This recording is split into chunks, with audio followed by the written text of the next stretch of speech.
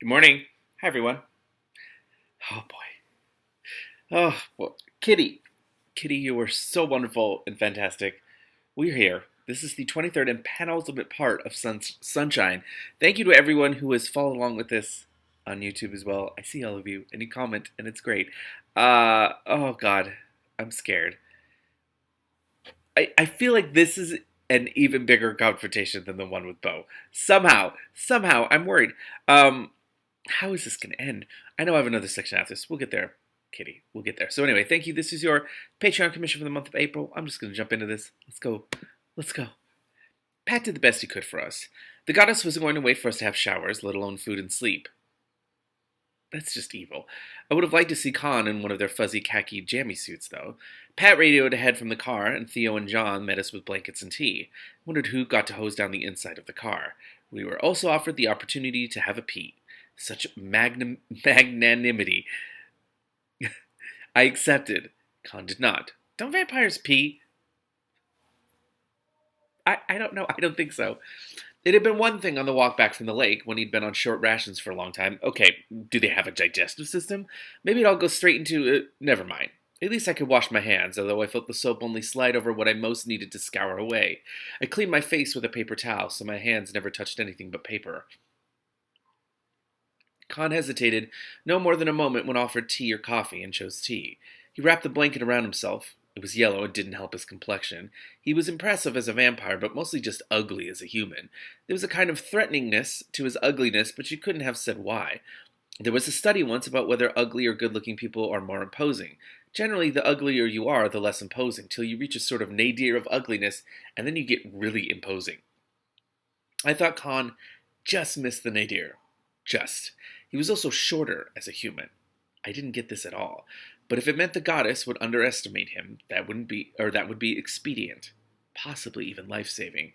Although I wasn't sure how I felt about going on having my life repeatedly saved. That is also a fair question. Hmm. My thoughts were moving slowly and indistinctly, and they stumbled a lot. I'd had to take my tea mug into my hands to drink from it, but I kept my fingers well away from the brim where my lips would touch. They offered us food, but I refused. It would be sandwiches, something you'd have to touch with your hands, and my refusal made Khan's look less odd, maybe. I'm so nervous about this. When Pat took us up to the goddess's office, there were 7 of us. Pat, Khan, and me, Theo and John, and 2 people. I didn't know beyond occasionally seeing them at 2 people I didn't know beyond occasionally seeing them at Charlie's. Kate and Mike.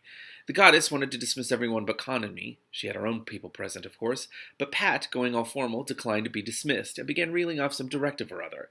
Ah! I'd heard him asking for some soft reg book and seeing him poring over it in the little turnaround time between the car and the goddess's office, but I hadn't thought about it. He was now proving that since he'd nabbed us in the field, he was responsible for us, even in the presence of a superior officer, because he was a field specialist and she wasn't, and the situation was insecure. One for Pat. But the lines around the goddess's mouth got harder, and her mouth more pinched, and we were all going to pay for it. How? What? Here's the thing. I'm still unsure what sort of story Sunshine could craft at this point to explain everything in a way to not garner any suspicion or further oh god, this is going to be rough. Mainly she went for Khan, because she knew there was something wrong about him, or because he was a stranger. If she hadn't done it before I skegged the HQ comm system, she would have read any available file on me after, which wasn't a happy thought, especially the presumption that it would get fatter as a result of her interest. I wondered if Yulon could make a ward against soft info collecting techniques, a ward that didn't proclaim itself as a ward, that only made me look boring, because my natural boringness would have taken a fatal injury tonight.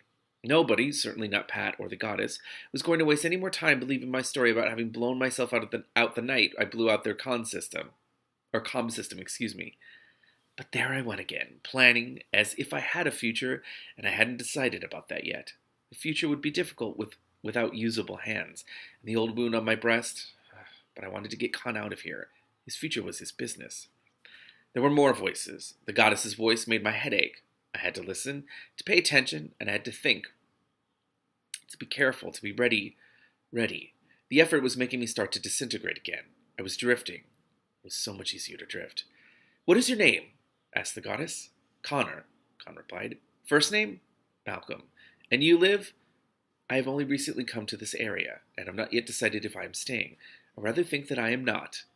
But your local address. I was renting a house by the lake.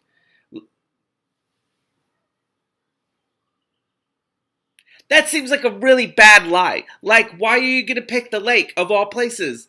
Oh, shit. Loud intake of breath from everyone except me and Khan. No one lives by the lake anymore, said the goddess, as if she'd caught him out in a lie.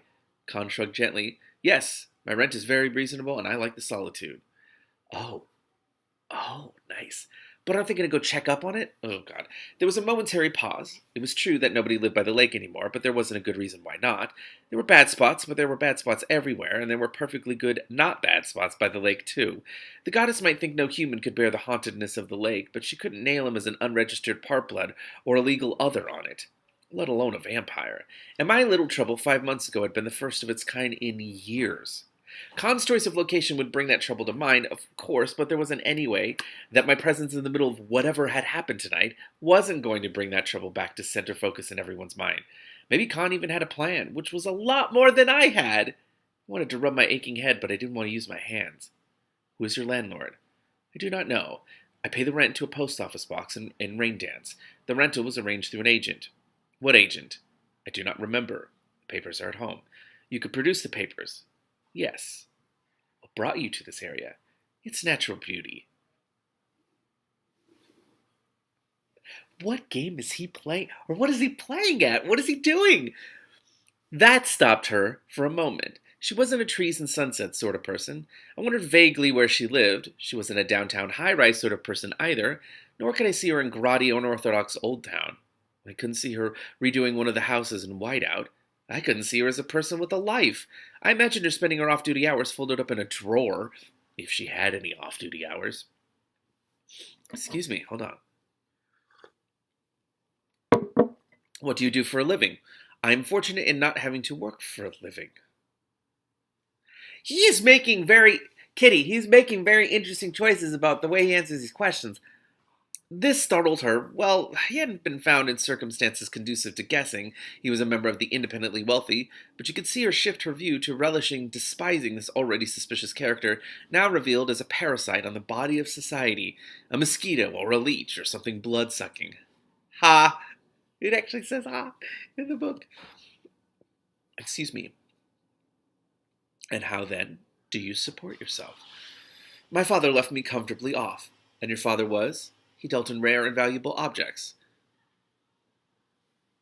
It's so vague, but, just vague enough. She was hoping she'd got him, or soon would. What kind of rare and valuable objects? Khan shrugged gently, again. Anything he could buy and sell. Jewelry, bric-a-brac, other ornaments, small things mostly, sometimes paintings, sculpture, larger furniture. He was very clever at it. I thought of his Earth place and wondered if he was plugging in his master in the necessary role of human father. I wondered if his Earth place was anywhere near the lake. I wondered if vampires also felt that the best lies stick as near to the truth as possible, because it'll be easier remembering later what you said. Ooh, what a line! What a line! That is a good line. I wondered if vampires really shrugged, or if this was verisimilitude. Verisimilitude. Verisimilitude. I don't say that word often. And that is the fun thing about reading aloud, is every once in a while you get to a word and you're like, I've never said this word. I think I've said that aloud before, and I believe I mispronounced it the last time I came across it. Verisimilitude. It was like my father. He did it pretty well. Cross-examination went on. I wondered how much Khan knew about human law. He could protest being held without explanation. He could protest the questioning. Perhaps he didn't want to. Perhaps staying human was enough of an effort, and he wasn't going to make waves. Perhaps he didn't mind. He certainly gave no impression of minding. I told myself that he was a vampire, and vampires don't give the impression of minding things, perhaps even when they are pretending to be human. It didn't occur to me that I might protest being held without explanation.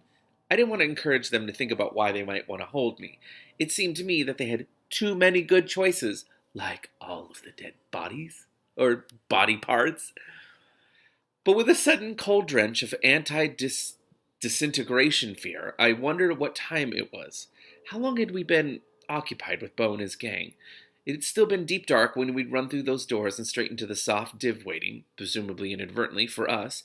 But which end of the night was that deep dark, and how long had we been here? When was sunrise? When the goddess started asking me questions, I had to come back a long way to focus on her words to try to answer her. I was too shattered to be frightened at the same time. I was too shattered to be anything but frightened, to be able to think of a story to tell her, since I couldn't tell her the truth. In theory, I had a lot less to lose than Khan, but it didn't feel like it. I mean, all I'd done was destroy some vampires. Maybe I hadn't gone through the proper channels, but nailing vampires is always a plus. She should pin a medal on me. I didn't think she was going to. Watch your back, sunshine. When Khan and I planned our confrontation with Bo, we hadn't thought about what happened after. Well, he may have, but if he hadn't let me in on it. He wasn't a big talker. Also, after Bo, assuming that there was an after Bo, our reason for alliance was over. He probably hadn't thought there was anything to discuss. I sure hadn't thought about needing a good cover story. Who investigates the extermination of vampires? If we escaped, we'd have escaped and it'd be over with. Of course, we hadn't planned on blowing up No Town. Excuse me, let me close mail so that sound doesn't keep happening. I was looking at the splits, Kitty, that's why it's open. I usually close all my things so it doesn't make weird noises. Every once in a while, Facebook over there just likes to yell at me. I hate you. The thought returned. After Bo, if there was an... Oh yeah, the thought returned. After Bo, if there was an after Bo, there would be no reason for Khan and me to have anything more to do with each other. The goddess was talking to me. Yes, Mr. Khan and I had met 5 months ago during our involuntary incarceration at the lake. No, I hadn't mentioned him before. Yes, perhaps I have, or I should have, but I had wanted to forget everything about that time and had not guessed I would meet him again. No, our meeting tonight was not planned, but no doubt it had something to do with our being drawn back, together, by the vampire we had escaped from those months ago. With crushing scorn, the goddess declared, "People don't escape from vampires." I had my one great moment then. I said that I guessed the vampire must have planned for us to escape because it wanted to pull us back again together after we thought we were safe. Even the goddess had to pause. I didn't think vampires played cat and mouse with their victims to such an extent as to let them run around loose for several months before putting a paw over them again, but vampires are indisputably unpredictable, and it maybe made a sort of teensy sense out of my comm system exploding habits. Then how, she said between her teeth, do you explain how you escaped this time? Well, here we go. All due respect, ma'am, said Pat, crisp and formal, not sounding like Pat at all. Some big sucker gang war, obviously. These two in the wrong place at the wrong time. Might explain how they got away last time, too. Some kind of sting, maybe. And why didn't we know about a gang war important enough to raise better than a third of No Town, snarled the goddess. Dunno, ma'am, said Pat, but we're going to find out. The goddess's next few questions to me were positively gentle. No, I couldn't remember how we'd escaped 5 months ago. I didn't precisely remember that we'd escaped at all. The entire experience was very blurred in my memory. Shock, no doubt, asked Pat. I told him as much as I remembered. I guessed I remembered, even less now. Oh, sorry, I completely skipped that period. I was like, that sentence doesn't make any sense. Let me do it again. I told him as much as I remembered. I guess I remembered, even less now. She didn't ask Pat. She'd read the file. She didn't mention the other night and the circumstances under which I'd met her the first time. This should have felt like a respite. It didn't. She turned back. Did you say that respite, by the way? I heard someone say respite not too long ago. Oh, you can literally say it either way. Okay. I say respite. She turned back to Khan. What did he remember of the 2 days he'd spent chained up in the house by the lake? Or perhaps it had been more than 2 days in his case. No, he didn't remember it very well either. He thought it might have been longer than 2 days. He thought he remembered the young lady being brought in after him. He'd been hiking and had planned to be away from home for some time anyway. No, he didn't remember precisely how long he was gone. He'd spent several days after he returned in something of a daze. He lived alone and had, thanks to his father's bequest, few responsibilities. No one had missed him. He had contacted no one after his ordeal. No, he apologized. It had not occurred to him to make a report to Soph either. He understood he should have. He would be happy to make a full report now, yes, but there wasn't much report to give. He remembered so little. No, it hadn't put him off living by the lake. He lived by a different part of the lake. And where... Oh, God. And where was that again? On the southwest side. Near No Town? Not very near. Oh, God. The goddess let this pass. Excuse me. Maybe because it was true. But then she began on this evening's events. Khan was very sorry, but he didn't remember them clearly either. The notorious vampire glamour, he suggested, had confused him. He must remember something. He remembered standing at his front door, breathing the autumn-scented air, and watching the sunset. He must remember more than that. Khan paused and looked thoughtful.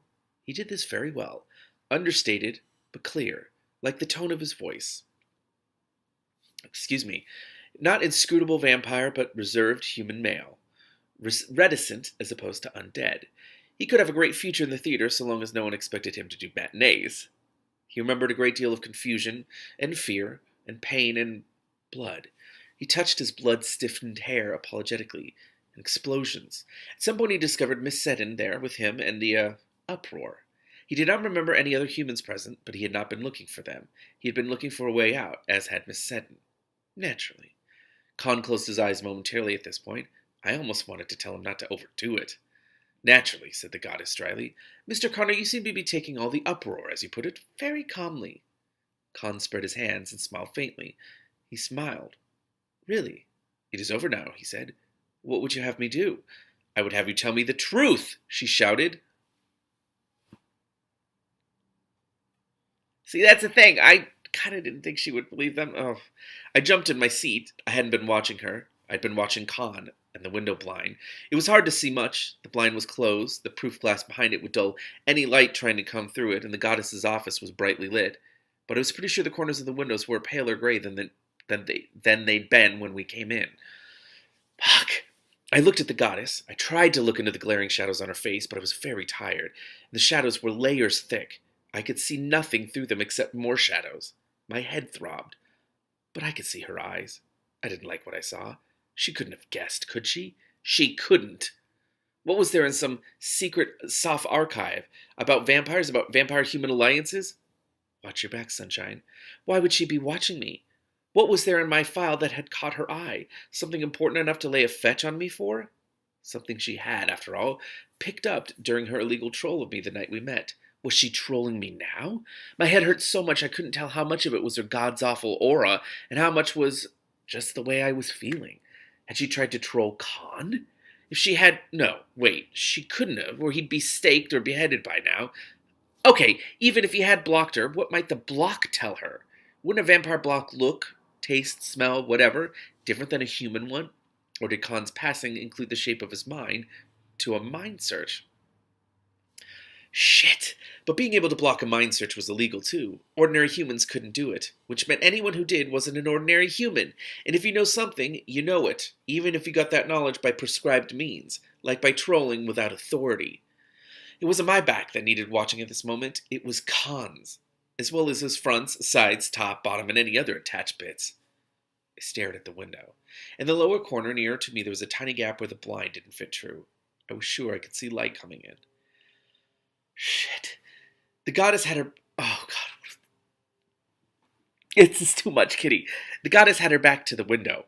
She had a huge desk, of course, that sprawled in front of it. But it was a big room. There was plenty of space for her minions and Pat and his lot, plus Khan and me. Her desk was empty. Even her comm gear was all shut away in a wall closet. I knew this because one of her vassals folded the doors back and sat down in front of it. There was a lot of it. It looked like it would take up the entire wall if the doors were pushed back all the way. I was glad I wasn't a techie. If I had understood any of what I could see, I would have been even more jittery than I already was. There were now, oh my God, 15 of us. Shit. She'd only had 3 flunkies when we entered, but then it turned out she wasn't going to be able to get rid of Pat. One of them muttered into her wire, and soon 4 more people had entered almost as soon as she'd finished speaking, marching nearly in lockstep. The goddess must keep them in a cupboard right outside her door for those moments when she needed to oppress a situation quickly. Maybe she chose people who wanted to spend their off-duty hours folded up in a drawer too, the better for rapid retrieval. We faced each other over her desk, them and us. Khan and I sat in 2 chairs, about 6 feet apart. Pat keeping up the pretense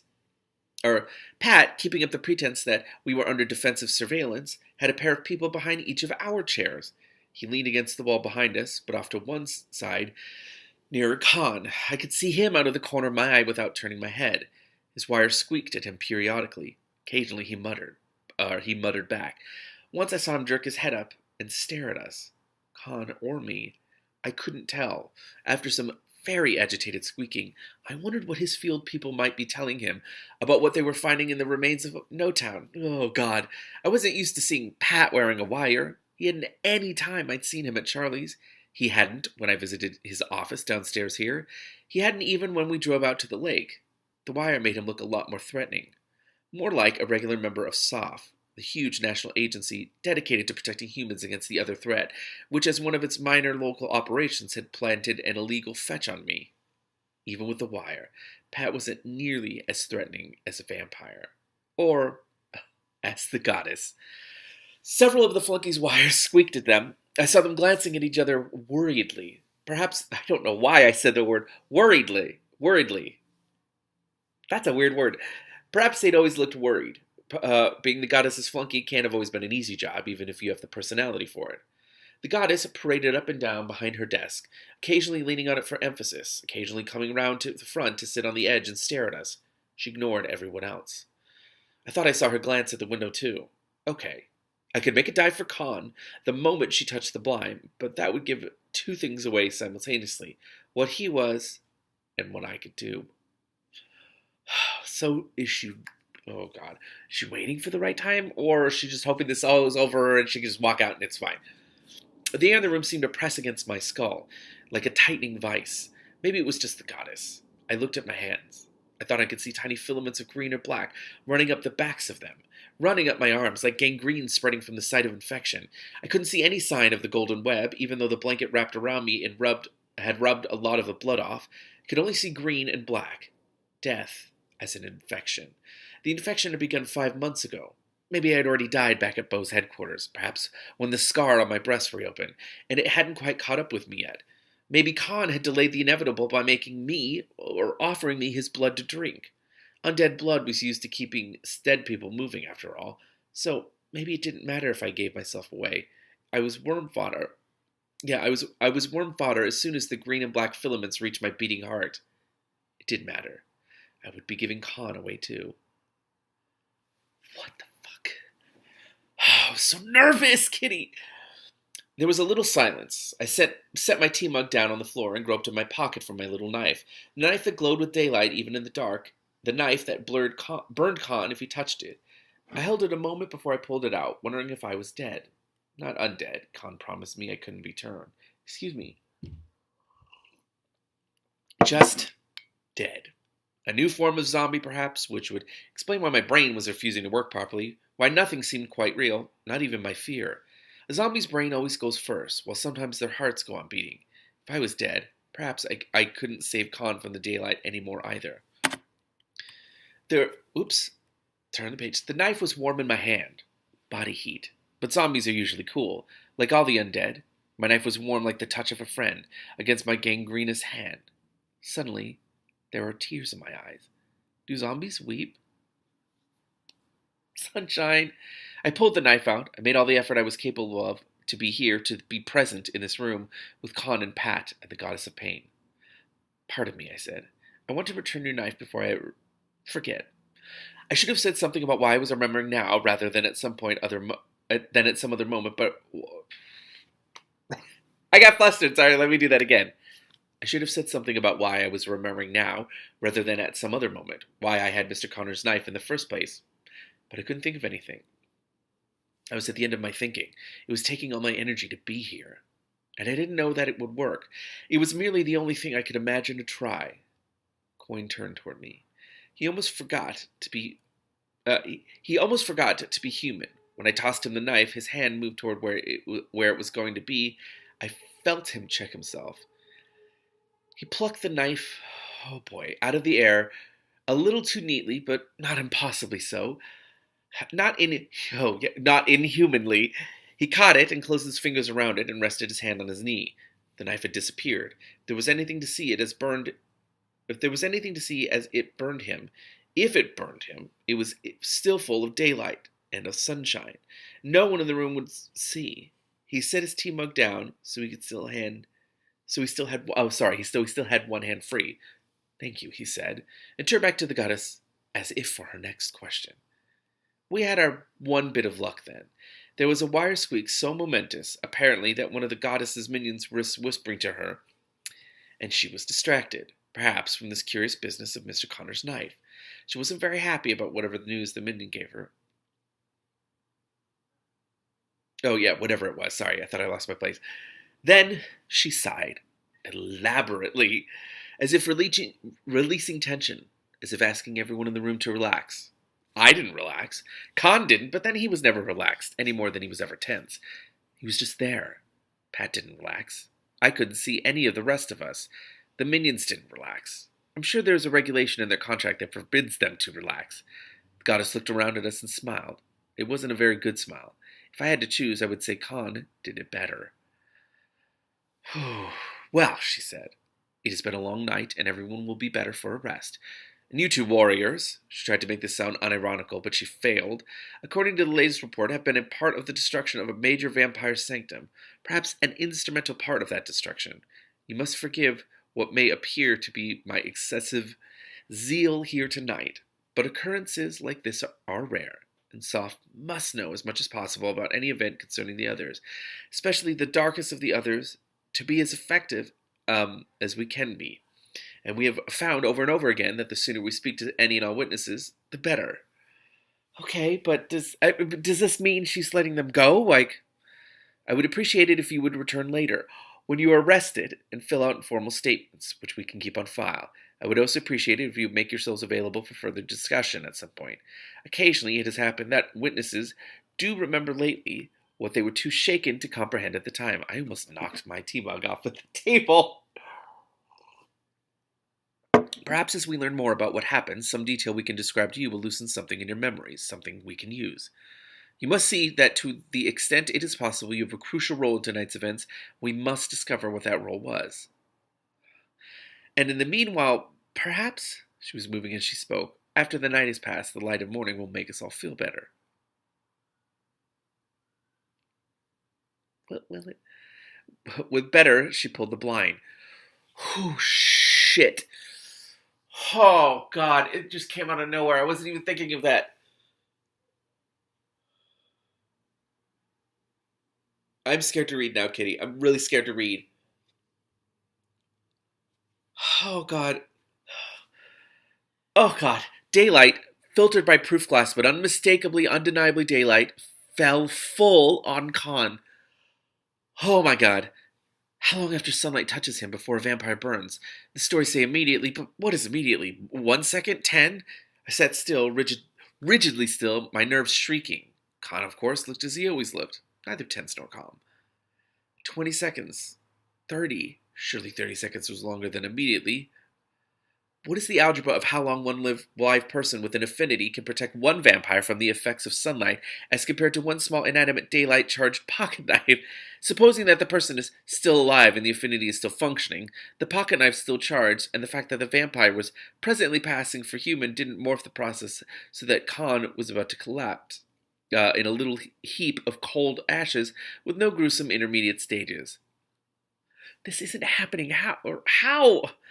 40 seconds. 50, 60, that's good enough. I burst into tears, and Khan was up off his chair at once, as immediately as the fire that hadn't come, and kneeling beside mine, one hand on my shoulder. My blanket had fallen off. I had felt my affinity yank itself from wherever it lived, somewhere around my heart apparently, and throw itself toward the shoulder he was touching. It was still there, still live. I heard a rustle like a sigh of leaves. Trees are impervious to dark magic. The hand that held my knife still hung by my side, or his side.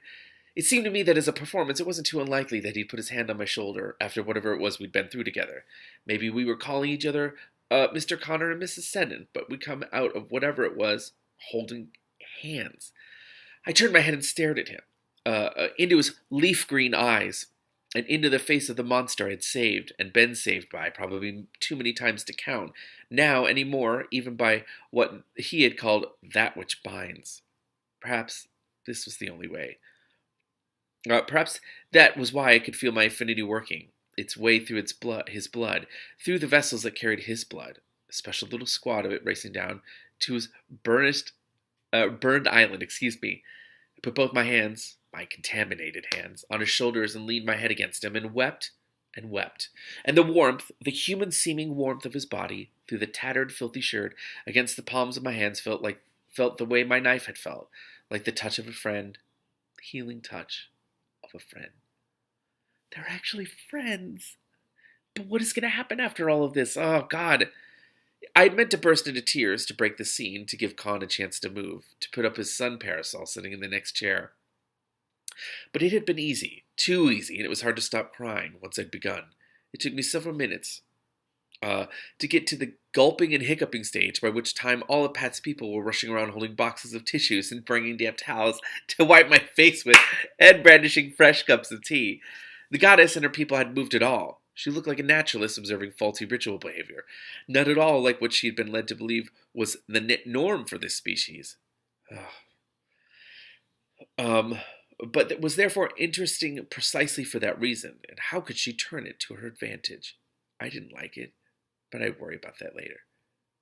Her people stood and sat around looking stuffed. Working for the goddess didn't encourage the acquisition of damn powerful fetching skills. I would worry about it later. I was getting used to the idea that I might not have a letter to worry about it. Let me do that again. I was getting used to the idea that I might have a later to worry about it in. Maybe I was so tired. I dropped my hands from Khan's shoulders to juggle tea and towels and tissues. I looked at them, my hands going about their usual business of grasping and manipulating. I couldn't see the green and the black anymore. But I couldn't see the gold either.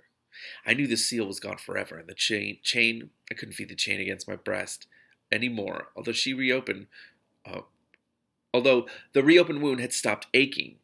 Had I heard the rustle of leaves when Khan touched my shoulder? Sun self, tree self, deer self. Don't they outweigh the dark self? Not anymore. I would worry. That's good enough. Oh, wait, oops, I'm sorry. I would worry about me later, too. About my hands. I would ask Khan. I hoped I would have a chance to ask Khan, because after I got him out of this daylight, our alliance was over. Is it, though? I don't know. Khan. He still knelt beside me. An ordinary man might have looked silly doing nothing, but even as a relatively successful human facsimile, he looked so unconventional. Unsomething. Silly didn't come into it, or maybe that was just how I saw them. It was day again, and Khan was my responsibility, and we were surrounded by people who must continue to believe he was human. I looked at him. He dropped the yellow blanket when he left for his chair. He looked better without it, even blood-mottled and stiff with clothes hanging off him in sodden and sodden and dried stiff rags.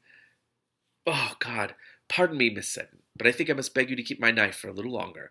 I don't believe any of my pockets have survived the night's encounters. He held it out to me, turning and opening his hand. The palm was unmarked. I felt that my affinity emergency squad was dancing around in some little used synapse somewhere, giving each other teeny microscopic high fives. Oh, that's a great line. I put down a towel and accepted the knife, slipping it awkwardly back into the pocket it had come out of. I was careful not to look at the goddess as I did this, as if it was just a little jackknife.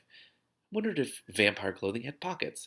What would vampires keep in pockets? Handkerchiefs, house keys, charms against being grilled, so to speak, by angry, high-ranking soft officers?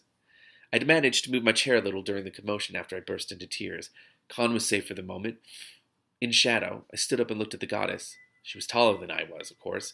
They're supposed to make you appear taller than whoever you are talking to, but they are expensive, and all but the best have a nasty habit of revealing you as your real height the minute you turn your attention to someone else. Wow! Again, I know I mentioned this in other videos, but the little bits of world building that we get along the way, that one's cool. I guess the goddess was just tall. I apologize for making a fuss, I said, as respectfully as I could. Maybe she was so accustomed to wreaking hostility from most of her colleagues and interviewees that she didn't register it anymore. Maybe we should assume I didn't like her because she'd intimidated me successfully. Well, she had. May we leave now, please, I continued, holding my poisonous hands out placatingly, palms up. I will come back whenever you like, but I'm so tired I can't think. And I want a bath. Several baths. And what I was wearing, the remnants of what I was wearing, would go into the trash. No, the bonfire. I would start running out of clothing soon if I wasn't careful. If I had a future, it would have to include some shopping. She made gracious cooperation noises that were about as sincere as my respectfulness, and we were allowed to leave. Con and I, and Pat and John, and Theo and Kate and Mike. In the windowless hallway, Con and I drifted nonchalantly apart. I was trying to remember if there were any unexpected windows around blind corners. I hadn't been at my best when we'd come through the first time. I wasn't at my best now, but against all odds, I was improving. Pat expelled. Pat expelled a long, noisy breath. Well held, you guys, he said. Well held? Pat, how much do you know? Or how much have you guessed? He glanced at Con. I could guess he was torn between wanting to celebrate a partial victory against the goddess and wanting to know who and what the hell my apparent ally really was. Ugh. He caught my eyes, and I watched him decide to trust me. I watched him watching him decide to trust me. It was true. I owed him. That was something else I'd have to figure out later. So she is good. Oh my god. Can I give you a ride home, sunshine? He said casually. Casually. Sorry about that. Shit. So Pat. Fuck, that's the end of the section, Kitty. Which means I got one more of these. It's just like, how does she even return to like any semblance of normalcy in her life? What does she do with the rest of her life if this is it? I don't even know. It's just, it's so much. Anyway, thank you, Kitty. You were awesome. This was awesome. I'm going to get some more tea and then come back and read some more. Okay, see y'all.